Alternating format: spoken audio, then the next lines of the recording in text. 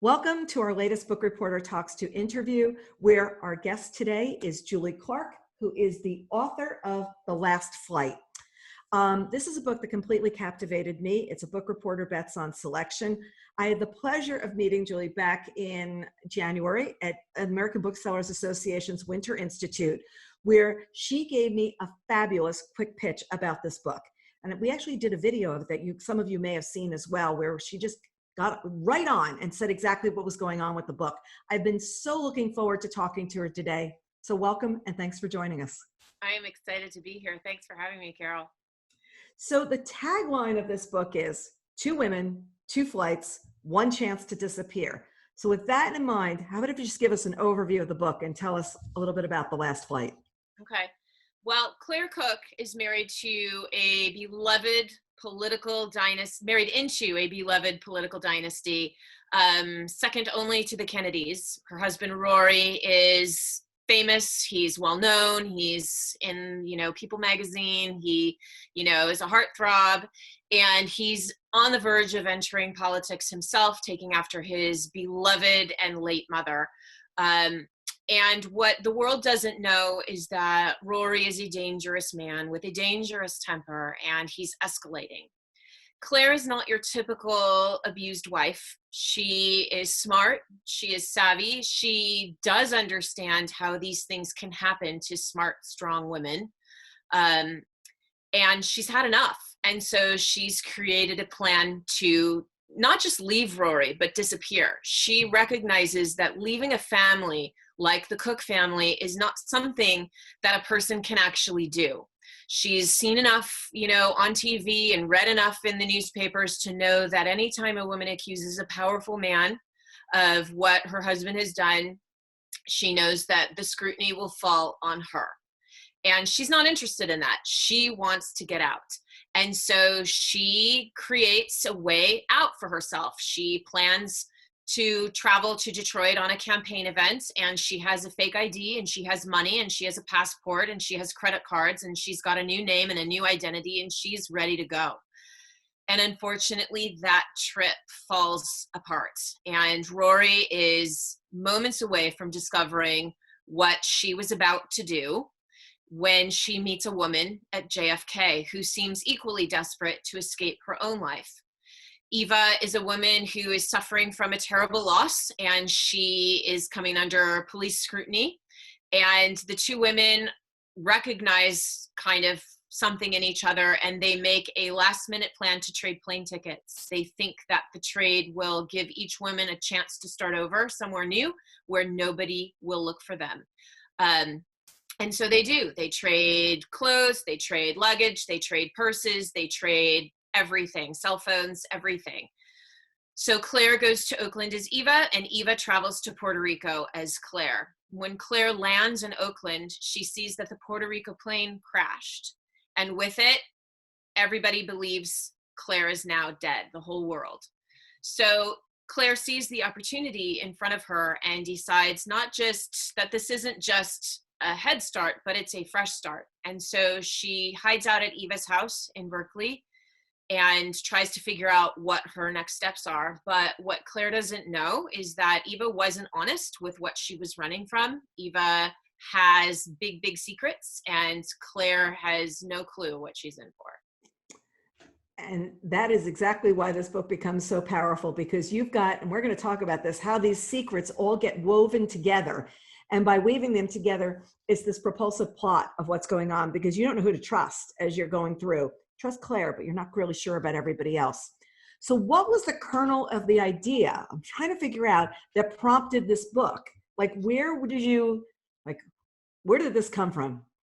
I'm not sure, actually. It's one of those ideas that I've lived with so long, I can't really remember the genesis of it, but I do know that I am a big fan of Ann Tyler and her book Ladder of Years, where a frustrated, overworked mother walks out of her life and keeps walking and starts over somewhere new.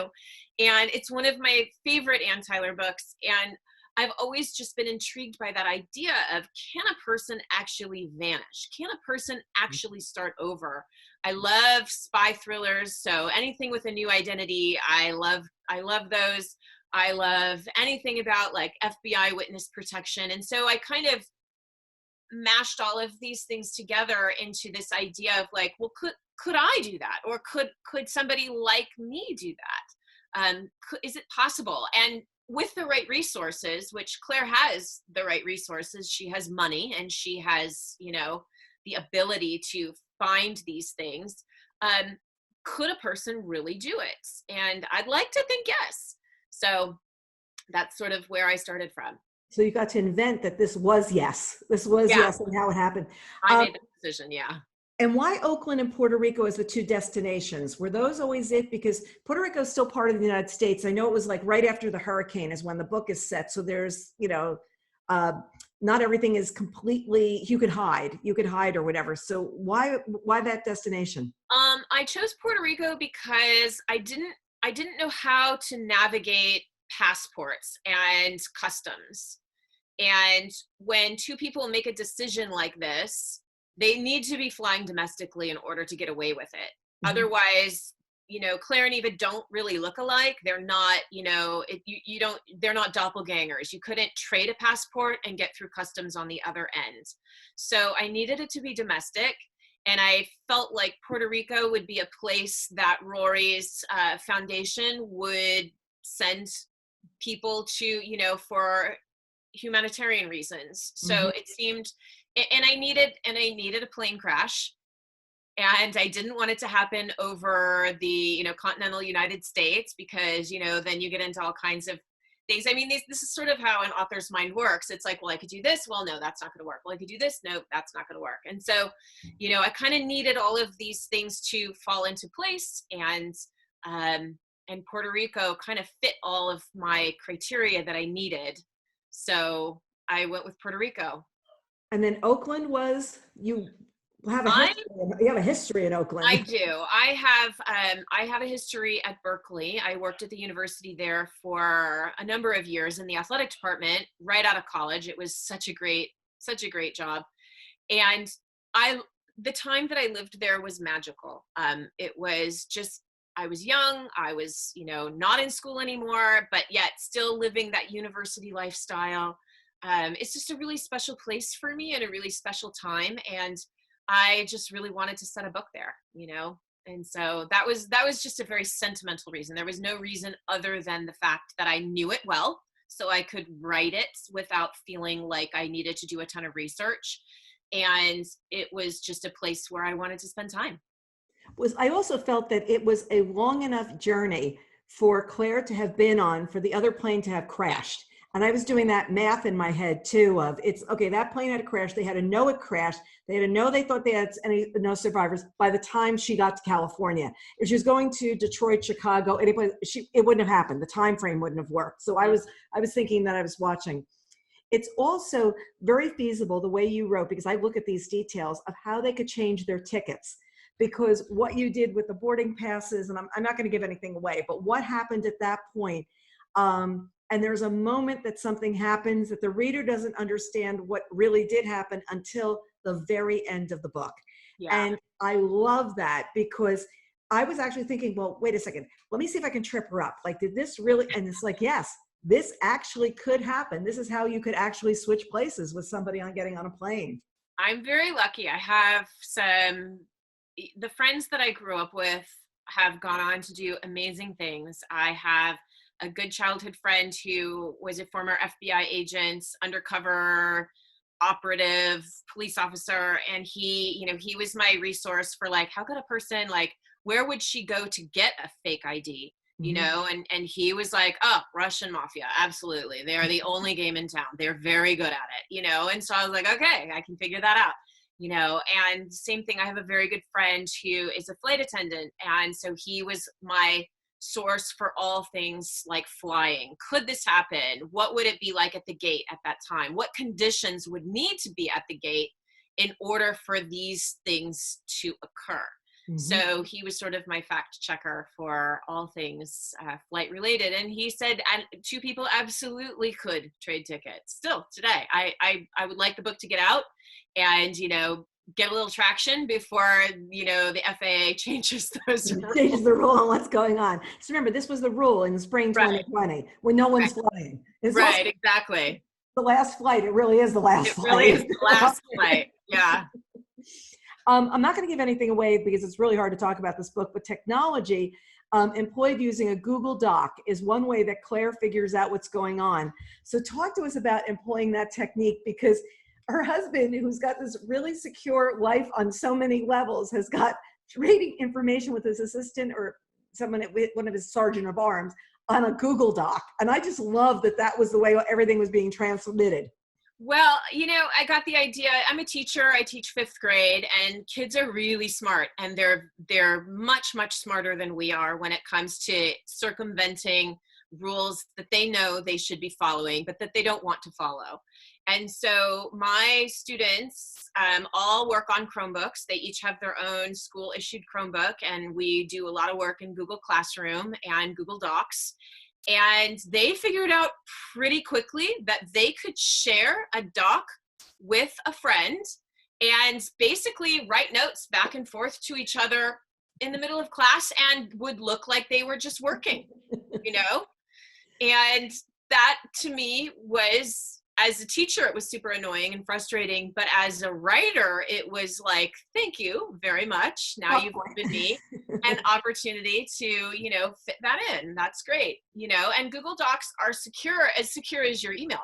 Right. So if you have it's not like, it is something that somebody, I suppose, like a hacker could, crack into, but I would imagine 2 people who spend a lot of time together, even in the same room, but with other people, could easily communicate and say the things there that they don't want to say out loud. And then you just delete it when you're done. Well, see, I just learned something about the 5th grade. You don't drop notes on the floor anymore. Look what I've You learned. really don't have to. Yeah. They still do though. They still do. Yeah. Yeah. But no, they don't have to. They don't have to. The real wise ones are saying this is what to do.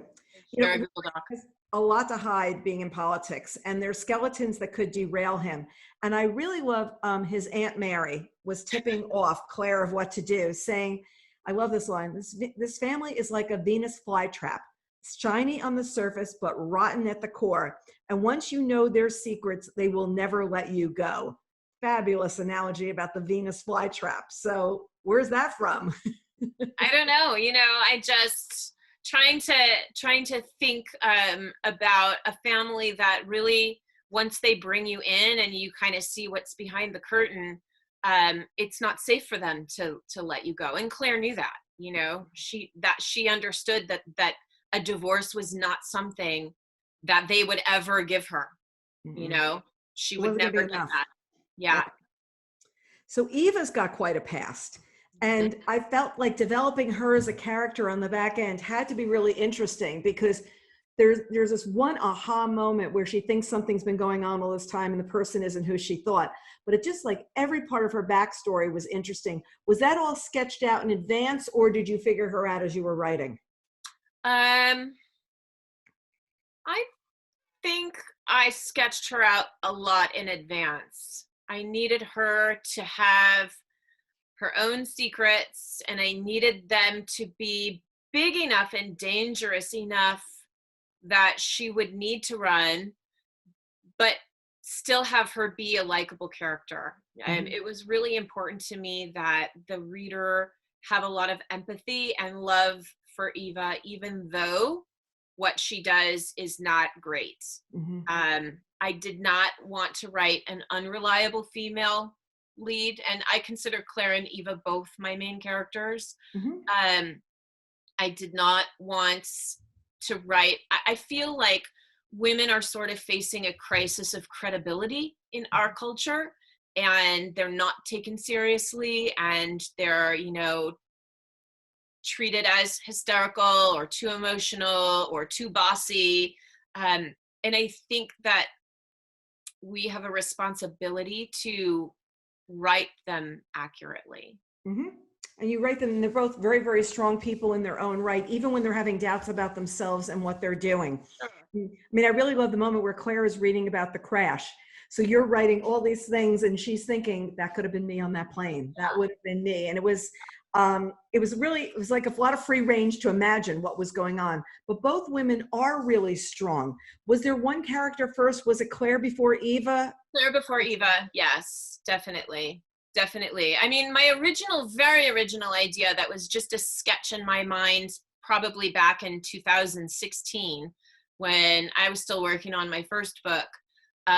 It came to me as, what if a woman wanted to disappear and she used like a terrorist attack, like she used 9/11, where everybody assumed that she was in the Trade Center or in the Pentagon or wherever, but she wasn't. And then somebody actually wrote that book.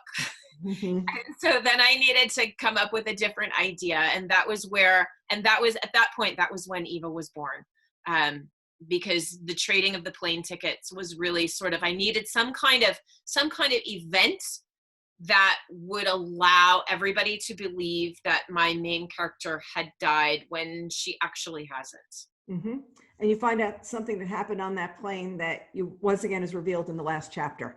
Right. I had that same 9/11 thought of, if somebody wanted to just disappear that day, it was the easiest day. The easiest time. I mean, and I still wonder, I wonder if there are people who saw that as an opportunity and just used it. I would hope so. I would like to think that, there are people out there living a happy life because they finally got free of whatever it was holding them down. I mean, I'm always up for anybody still alive, under whatever circumstances.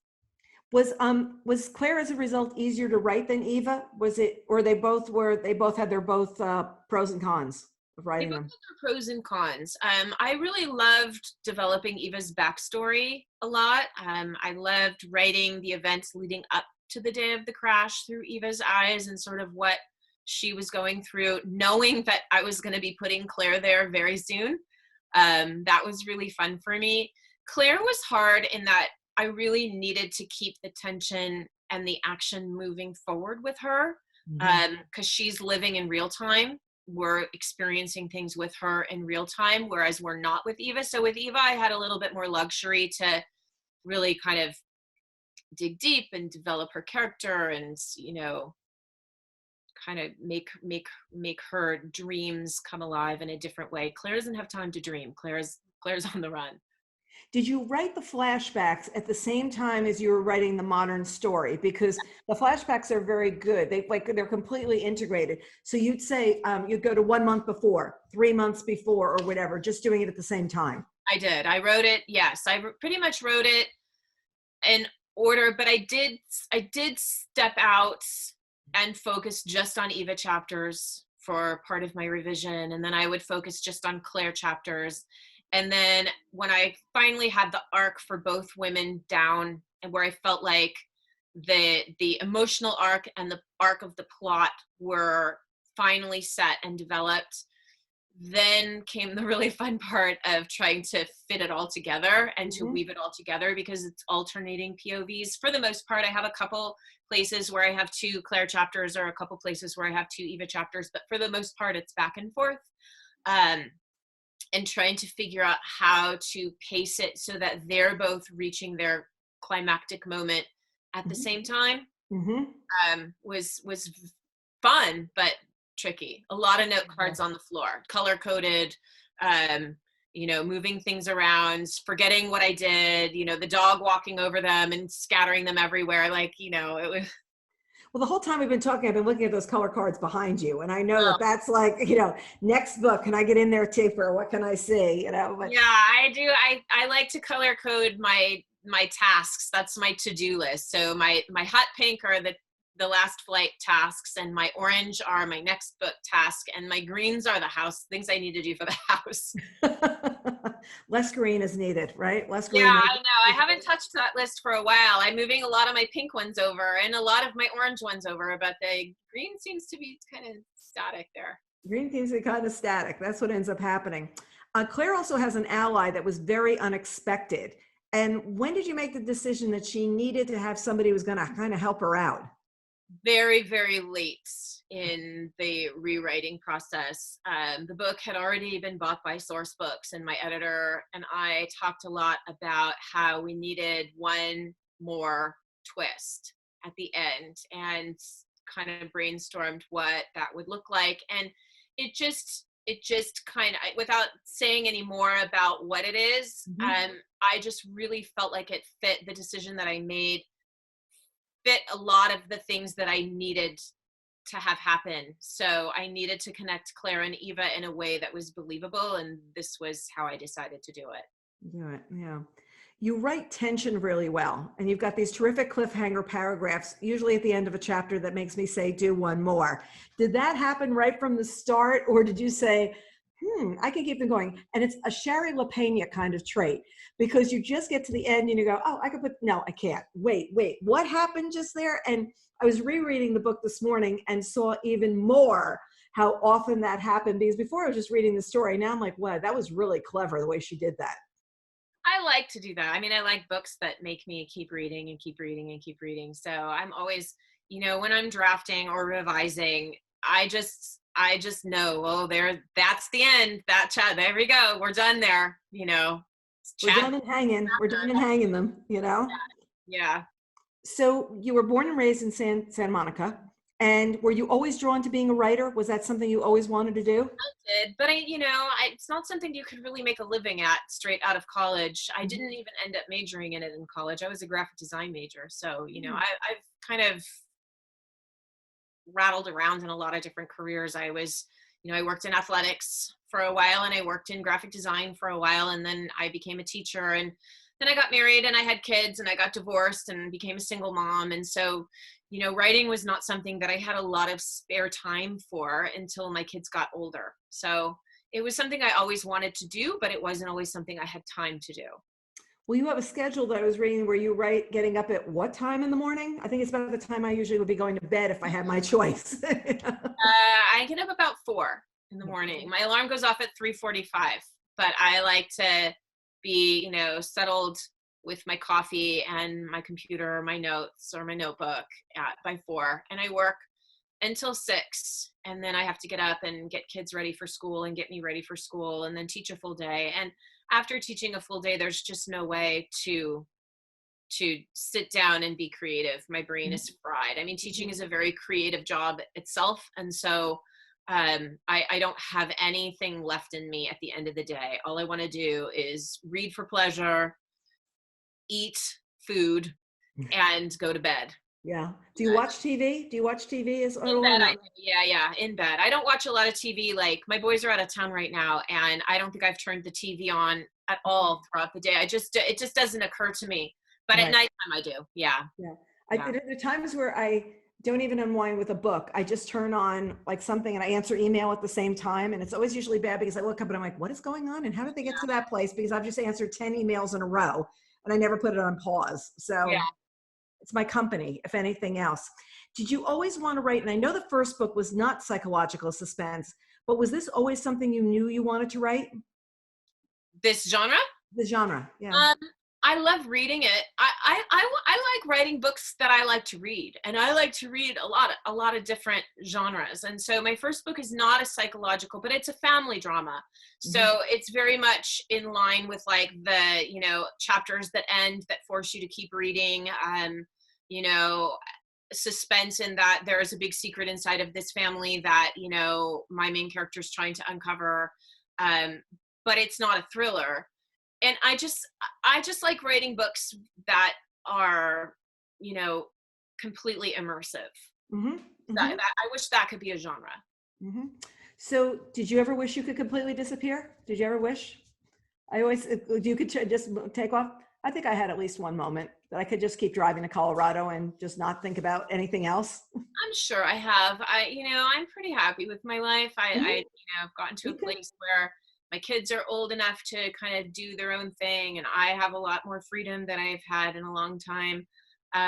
So I certainly don't feel that way now, but I know there are probably moments where I felt like, God, if only I could just start over and do something totally, totally different. Yeah. Reinvent. Yeah. So was this always the title? Was it always The Last Flight?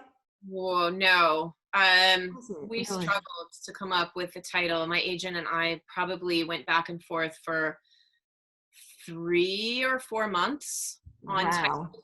I had a lot of titles that I really liked, and she, nope, nope, nope, nope, nope, nope, nope. I mean, I probably would send her lists of 20 titles in an email, and she would just send, 2 words back. Keep trying,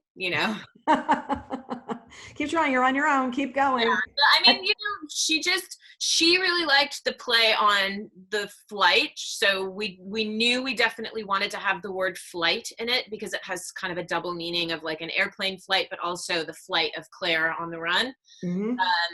And then when I just threw out like, well, how about the last flight? Because there's a line in the beginning where Claire is being told by Rory's assistant that, her plans have changed and Rory is sending her to Puerto Rico, and they're really lucky because there's a big storm coming in and they got her on the last flight out. Mm-hmm.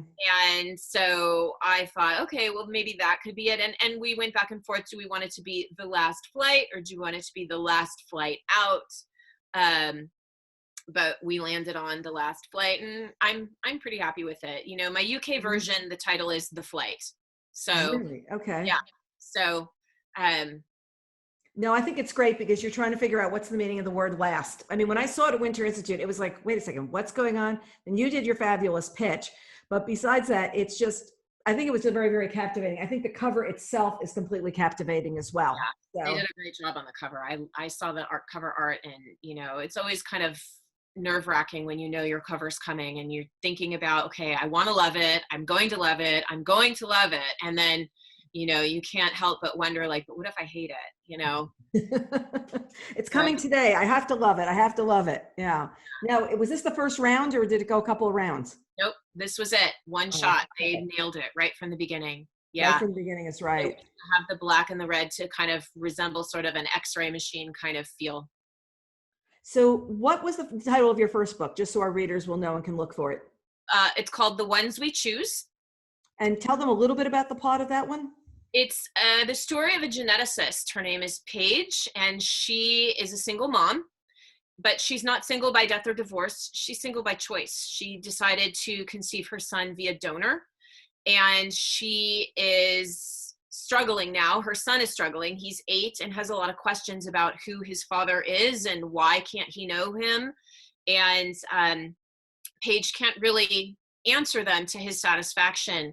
And then his donor kind of lands in their life in an unexpected way. And it's sort of how Paige navigates giving her son the history that he needs, while also trying to kind of protect him from the heartache that she experienced with her own father.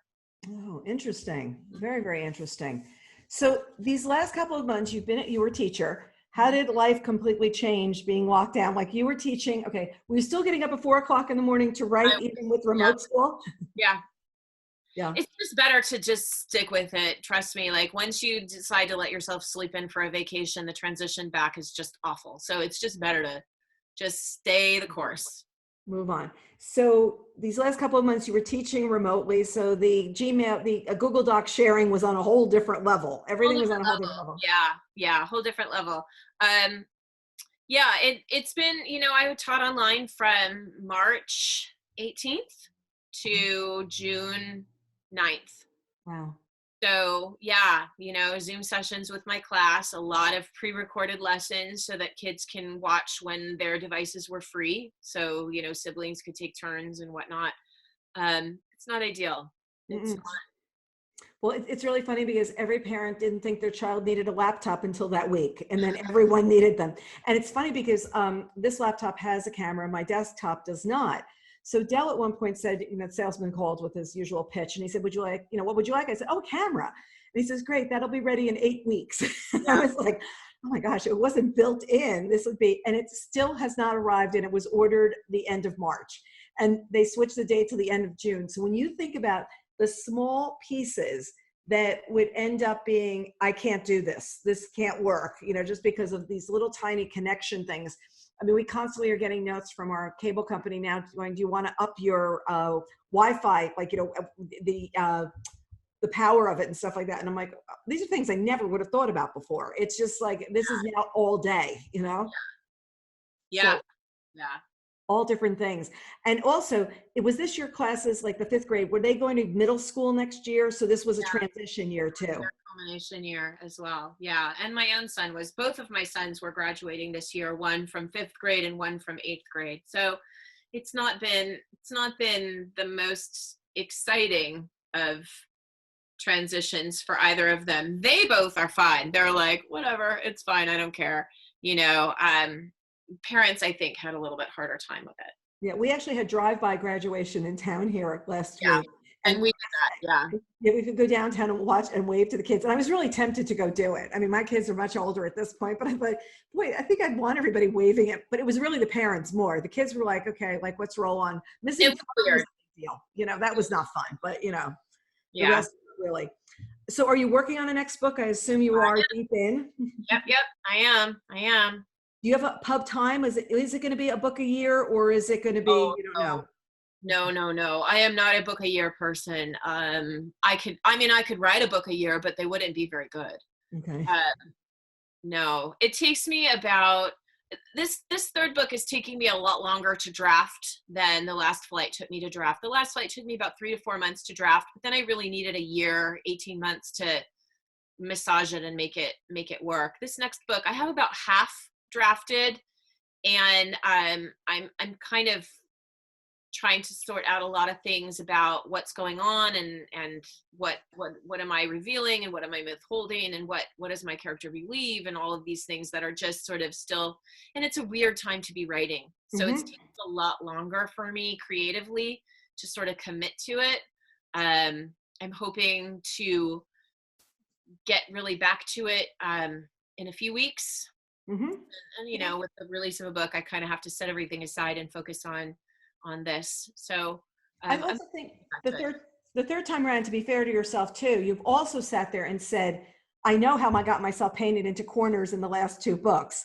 So if with the draft up here, how can I keep from getting into the corners? And I think that you, by the experience of having done this before, it's how can I circumvent not having these things happen later on? Because I think though that when you write that way, you end up protecting your character too much. So with my revision that I'm working on right now, my only question, and I have it kind of taped to my computer, is how can I make things worse for her? You know, like, okay, so she's got all these problems and this has happened and then that happened. Like, now what can I do to make it worse? Because the first half is all about making it as bad as you possibly can, and then slowly guiding them through that.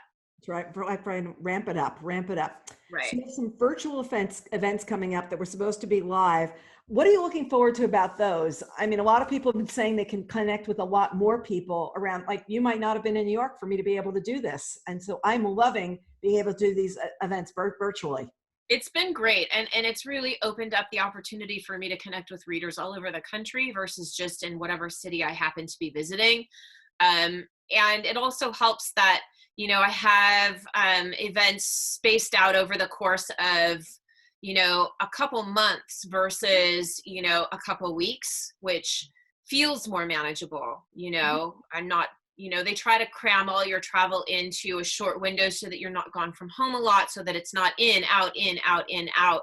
And so that's kind of, that piece has sort of been resolved. And so I really can do 2 events a week, and it's not hard to do. The hardest part is setting up all of my lighting and everything. But other than that, it's just nice to be able to just do an event and then close your computer and put your pajamas on. I did an event that I've done for the last 4 years out on Long Island, and I did it virtually last night. And it was really fun. When it was over, I just went and ate dinner. I just walked in the kitchen and ate dinner. And it was, and then you're done. And everybody thinks, going on book tour is really great. And trust me, travel is wonderful. Book travel is wonderful. Going to festivals throughout the years. I've been to many of them. It's great. What's not great is flight delays, sitting in airports, summer thunderstorms, all that stuff can make it so much more stressful than sitting at your house, turning on and putting your lighting right. Really, seriously. Yeah, I mean, I was looking forward to a tour because I didn't get one with my first book. And so with this one, I was really excited to get to places. And I have friends in all of the towns where I was going to go. And so we are all kind of sad about that. But you know, I am a homebody by nature. Like I am a deeply, deeply rooted home person. The closures, the quarantine, the stay-at-home orders have not impacted me at all. I am living the dream. My dog and I are like, great, this is the best. We're living our best lives ever. And so, you know, I was looking forward to the travel, but I also know that, you know, by the second leg of the trip, I would have been dying to come back home. It's just who I am. But anyone with a dog said the dog every once in a while looks and goes, not another walk, seriously. Like just to get out, like please, no more walks. And I was talking to somebody a couple of weeks ago and he said, my wife and I have to coordinate who took the dog out last, because if the dog's in another room, we may go take it out again, like immediately. And the dog's like, are you kidding me? Seriously? I am your prop. You know, I am the prop.